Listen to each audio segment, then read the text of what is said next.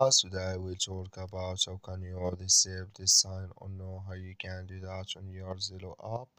We go to figure out the solution or know how you can do that on your app.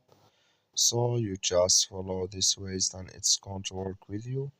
So all you have to do, so you just go here above this sign, just click on it here. Then it's going to show for you a list like this. Then all you have to do, just click here on options, just click on it. Then come to next step here, you click here on behavior. When you just click on it here, it's going to take you to this list. Then all you have to do, just come here to your system here, camera to take photos. So then you click here in this sign or this color. Like you see color it's gone, that's me here.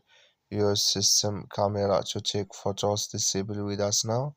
That's all you have to do. Thank you for watching. Don't forget to support us by liking, subscribe.